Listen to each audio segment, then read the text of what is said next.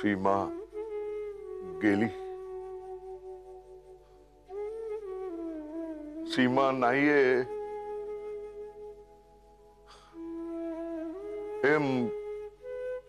काही केलं तरी पटतच नाही.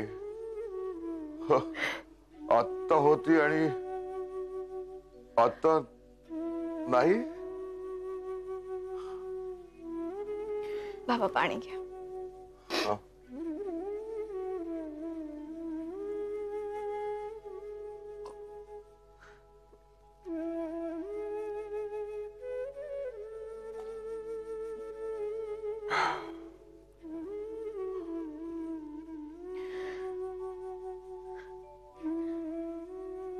आता स्वयंपाकघरात होते ना, सारखं असं वाटत होतं आत्ता आई येतील आणि मला विचारतील जेवायला काय करू ग पल्लू.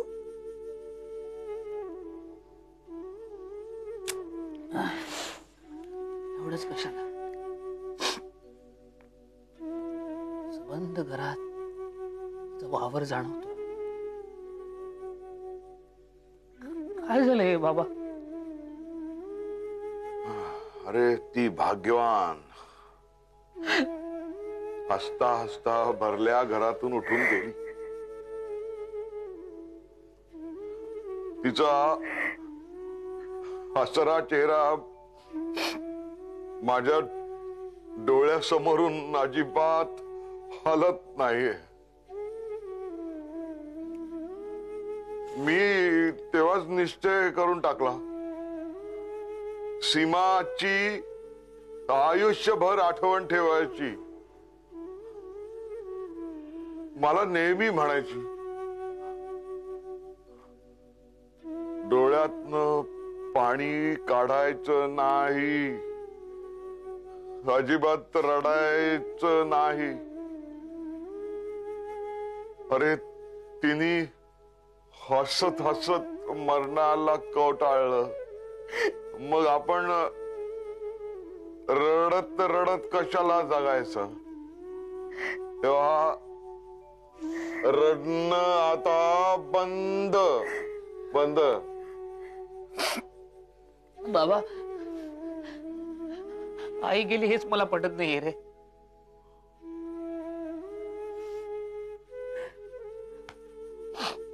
भूषण मला विचारत होता आजी कुठे गेली रात्री. त्याला सांगितलं देवा घरी गेली. रुसून बसलाय. मला म्हणाला आजीने फसवलं मला. मला जायचं होतं आजी बरोबर. आता काय सांगू मी याला.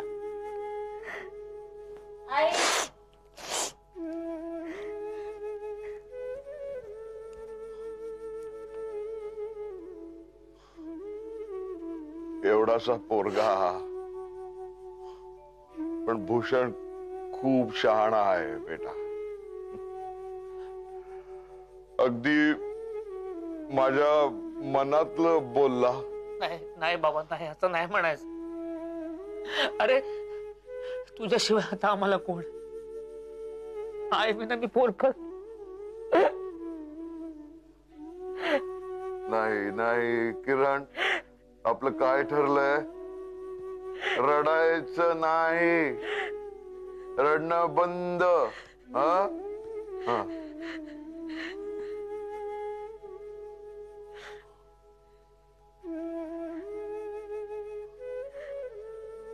पण सीमाबाई, आपण हे बरं नाही केलं. आता पुन्हा भेटाल ना, अशी अद्दल घडवीन याद राखा.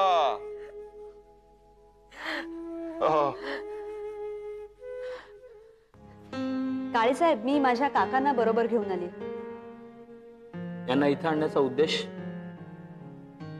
म्हणजे आकांक्षाबाई, मी तुम्हाला स्पष्टच सांगतो, आम्हाला तुमच्या चौकशीत सामील व्हायचं नाही. हा, पण मी इथे चौकशी करायला आले असं का समजून घेता तुम्ही?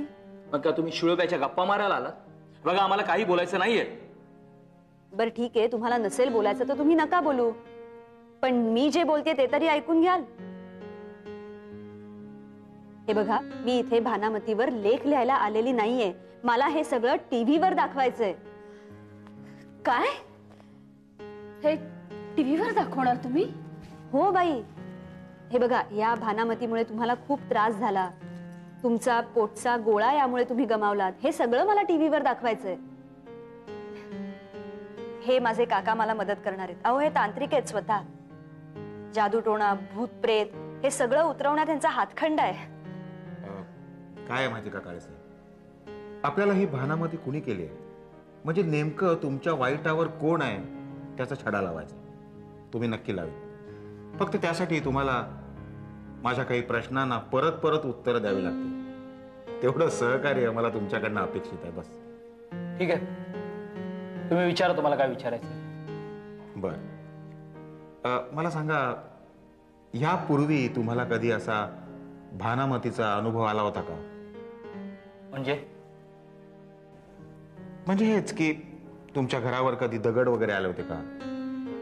नाही. मग घरातल्या वस्तू कधी हल्ल्या होत्या का? नाही, म्हणजे भूकंप झाला होता तेव्हा हल्ल्या होत्या. नाही, तसं नाही. म्हणजे ह्या प्रकारामुळे, भानामतीमुळे असं कधी झालं होतं का? नाही, मला तरी तसं काही आठवत नाही. पण जे काही घडलं नाही त्याबद्दल तुम्ही का विचारताय? काय काळेसाहेब, ही जी भानामती जे कोणी करतंय त्याचा त्यामागे काय डाव असावा हे आपल्याला शोधून काढायचं.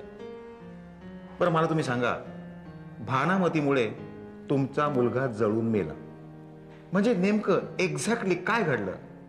नीट आठवून सांगा.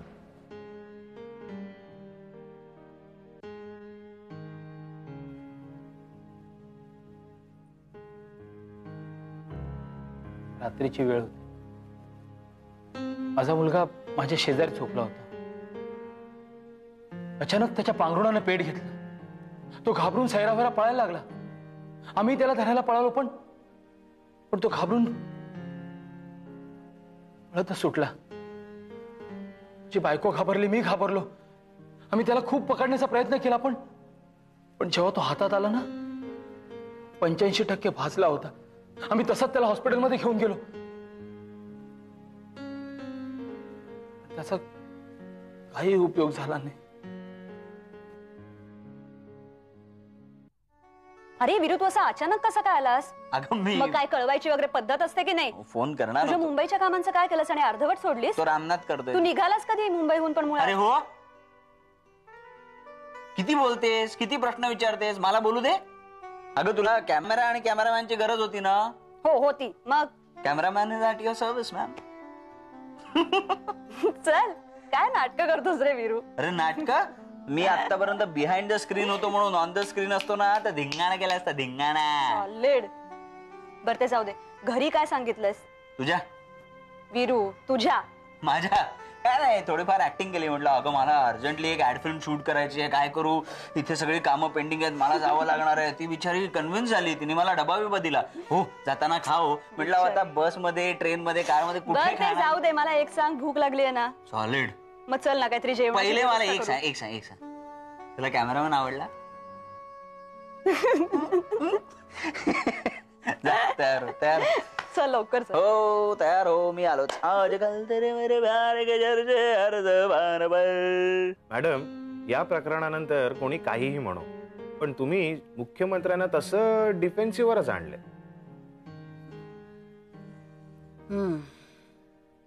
बऱ्याच लोकांच्या मते विरोधी पक्षनेते अशोक काळे यांचा हात आहे या प्रकरणात. काहींना तर हा गृह आणि शिक्षण खात्यातल्या थोरातांचा दणका वाटतो. खरं तर मॅडम, ज्या वेळेला फी वाढ किंवा तत्सम कोणताही निर्णय घेतला गेला, त्या वेळेला त्या व्हीसींनी काहीतरी समीकरण मांडून मगच निर्णय घेतलाय. मलाही असंच करायला हवं होतं. ऑफ द रेकॉर्ड उत्तर ऐकेन मी. करायला हवं होतं का? म्हणजे निर्णय बदलला गेला नसता? हो. म्हणजे दबाव तंत्रावरतीच निर्णय टिकला असता. That's right. वाईट कारणांसाठी छक्के पंजे खेळायला लागतात हे मान्य, पण चांगल्या कामासाठी प्राध्यापकाला चाकू दाखवला म्हणून याला रस्टिकेट केलं होतं ना, आणि आज त्याच माणसाला आताशी धरून मी माझ्या शिक्षण क्षेत्रातले सगळे निर्णय घेऊ? No, never. तरीही हे करायलाच हवं मॅडम, आणि याच लोकांना हाताशी धरून. कारण अडाणी माणसांचं आधुनिक हत्यार म्हणून जगण्यापेक्षा याच अडाणी लोकांना, भ्रष्ट माणसांना आपलं दगडी हत्यार बनवून वापरत जगावं असं मला वाटतं. तुम्ही आयुष्याची किती वर्ष शिक्षण क्षेत्रात घालवली मॅडम? कशासाठी? या अशा 288 आमदारांच्या बेरजे वजाबाकीवर अवलंबून असणाऱ्यांकडून ऐकून घेण्याकरता? नो मॅडम, प्लीज नको.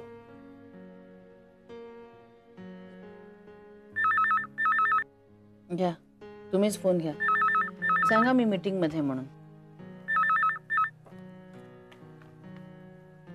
Hello, PA to VC Chandekar speaking. नाही मॅडम नाही आहेत, मीटिंग मध्ये आहेत आता.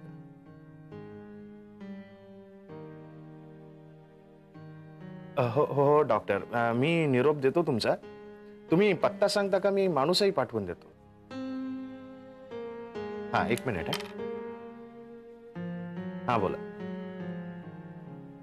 डॉक्टर CS चंदी रमाणी, हा, specialist, USA, Ratna palace, AA Chinoy road. Okay. हो डॉक्टर, मी माणूस पाठवून देतो. हो हो, थँक्यू. मॅडम, तुम्ही एक्सरे काढले होते? रिपोर्ट्स आणायचे आहेत, मी दाभाडेंना पाठवून देतो. मॅडम, काय झालं मॅडम? मी डॉक्टरना बोलवू का? नको. नक्की? हो. एक विचारू मॅडम? एक्सरे कसले? हेच ना? हो. अलीकडे मला मधूनच अशी कळ येते काही क्षणांकरता, आणि मग नंतर काही सुचत नाही मला. कधी होतं असं? नाही म्हणजे नक्की वेळ नाही मला अशी सांगतायत, पण डॉक्टरांनी एक्सरे काढायला सांगितलं होतं म्हणून काढला खरं, पण एक्सरे आणायला सुद्धा मला वेळ नाही झालाय. आपण रिपोर्ट्स मागवून घेऊ, मी घरी पाठवून देतो. नाही, नको नको, घरी नको, इथेच ऑफिसमध्ये मागून घ्या. इथेच घरच्यांना त्रास. हाय,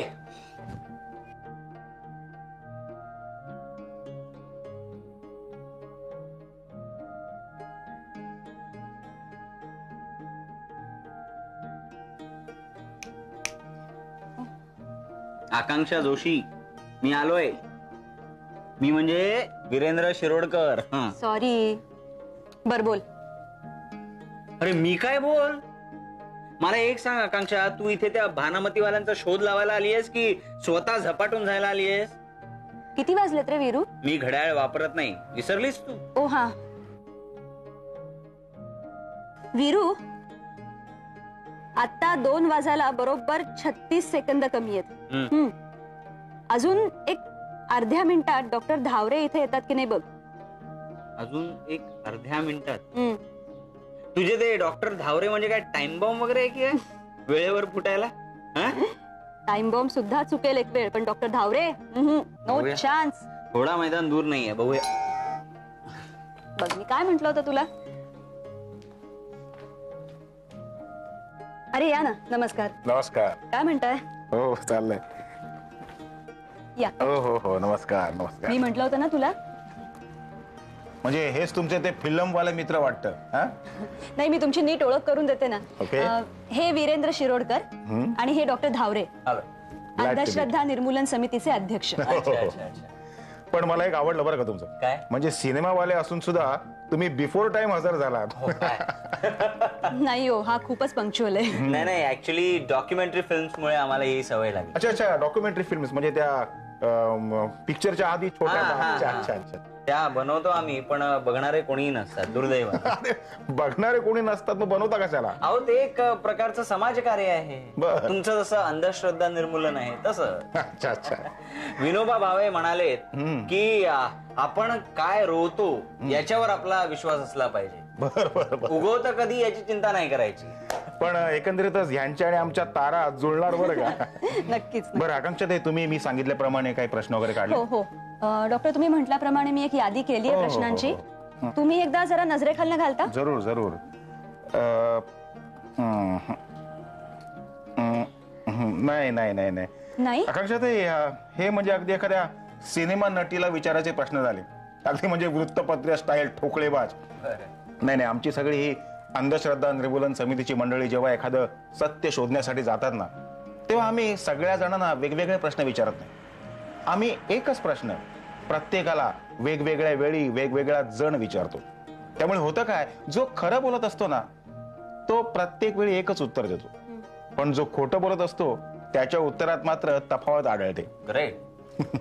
ग्रेट नाही, आता हे सगळं टेक्निक तुम्हाला समजून घ्यायला हवं, कारण हेही आपल्या कामात येणार आहेत ना आता. बरं, मी एक प्रश्न काढले. हे तुम्ही बघा. आता हेच प्रश्न आपण संबंधित प्रत्येकाला वेगवेगळ्या वेळी विचारायचे. आपण एक गोष्ट, हे प्रश्न विचारताना आमचा सगळ्याचा त्या भानामती प्रकरणावर पूर्ण विश्वास आहे असा आविर्भाव आणायचा. अहो पण त्यांना कळणार नाही. कळेल ना, आणि त्यांना जर का कळलं तर आपण मार खायचा, दुसरं काय. काय आहे, या सगळ्या मुलाखती एकाच्या वेगळ्याच असतात. तुमच्या शहरातल्या मुलाखतींनंतर तिथे कॉकटेल आणि डिनर रेडी असतं, पण ह्या असल्या मुलाखतींनंतर पुढे काय वाढून ठेवलंय हे कोणालाही सांगता येणार नाही. मला दाखव.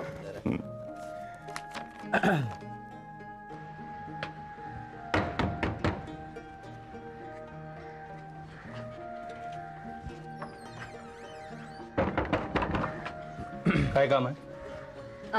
आम्हाला जरा तुमच्या घरात शूटिंग करण्याची परवानगी हवी, आणि अर्थातच काही प्रश्नांची उत्तरही. त्यामुळे माझा मुलगा मला परत मिळणार आहे का? नाही काळेसाहेब, दुर्दैवानं ते आता शक्य नाही. हे साक्षात परमेश्वराकडनं देखील आपण आता ती अपेक्षा करू नये. तुम्ही अंधश्रद्धा निर्मूलनवाले ना, तुमच्या तोंडात परमेश्वर वगैरे शब्द शोभत नाहीत का? आता मी तुमच्या श्रद्धेबद्दल बोलतोय, आणि माझा विरोध आहे तो तुमच्या अंधश्रद्धेला. मी का अंधश्रद्धा दाखवली? ते कळेलच तुम्हाला, एवढी घाई काय त्यासाठी? पण त्यात मला काय मिळणार? माझ्या हातातला हा कॅमेरा बघून तुम्ही अशी काय पैशाची अपेक्षा करताय का? काळेसाहेब, या शूटिंग वाल्यांना विसरा तुम्ही. मी तुम्हाला 3 लाख देईन. काय? हो, आमच्या अंधश्रद्धा निर्मूलन समितीचं ते खुलं बक्षीस आहे, अंधश्रद्धेवर विश्वास असणाऱ्या सगळ्यांसाठी. तुम्ही तुमच्या इथे भानामती झाली आहे हे आम्हाला सिद्ध करून दाखवा, मी तुम्हाला 3 लाख देईन. या ना, या. आम्हाला जरा तुमच्या घरातले सगळे डिटेल्स हवेत. हे आमचे कॅमेरामॅन आहेत, यांना भानामती कुठे कुठे झाली हे सगळं दाखवा. चला या या या या आतमध्ये. विरू ये रे.